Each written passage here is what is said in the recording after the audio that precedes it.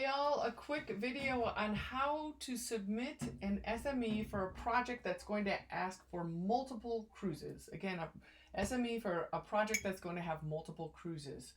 So I'm going to assume that you already know how to create a new application here. And I'm going to actually use an older application that's almost completed to get this video going. So I'm going to open my application that's almost complete. And if we go to the project information section, this is where it's different. So here we want to have a multi-cruise project, and I'm going to say yes. And from there, I am either going to add a project name or I'm going to select a project name that's from this list. Okay, so every multi-cruise project will need a project name. So we'll just choose one for now. My project is the ACO. And then we go into our research description as usual, and also the summary of fieldwork. And this is where you want to not only give a general summary of the work that you're planning on doing, but also give a few kind of details on how many cruises you're going to need, how many days those cruises are going to need, the periodicity of those cruises. Do they need to be every month, every 2 months, once a year, a recovery in the fall, and a deployment in the spring, something like that. So that will go in this summary of field work. And again, the general number of days would be nice to see at that point. Just like the other one, you click the general discipline. And then other areas where it might be different from a single use is when you go into cruise dates.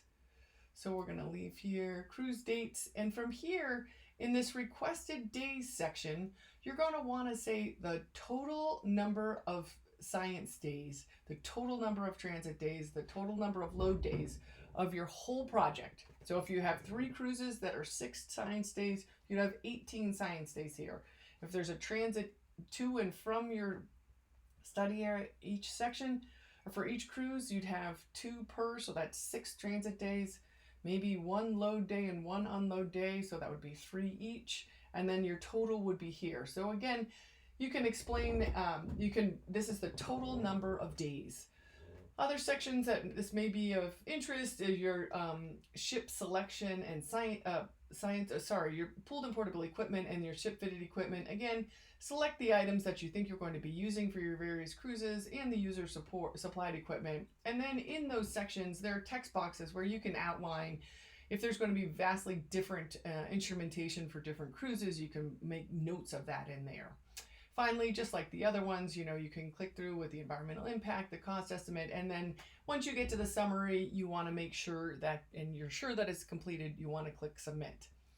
So that is the proposal phase. That's what we do for the proposal phase. Now, once you find out whether your cruise is funded or not, if it's funded, then it's your responsibility to go back into MFP, to add the grant number and update the funding status to funded. And then you need to duplicate that SME for all the cruises that are associated with your project. So the important information there is when you do duplicate those cruises, you want to make sure that this short name is different for each cruise. So this is almost done 1 of 4, excuse me, I can't type. Or you could say almost done spring 2023, if that's when and the next one could be almost done fall 2023. Something to make sure that the short name is different. And the reason this is important is because when the schedulers go searching for your cruises, they want to make sure they get the correct cruise in the correct time frame. And from there, again, you click submit for each of those. So if your project is actually declined, the thing that you need to do, you still need to log into MFP, go to the confirm funding step in your scientist portal, and you want to mark your proposal as declined. There's a few notes at the bottom which gives you a link to some more help about some ideas on how to deal with multi-cruise projects. Thank you.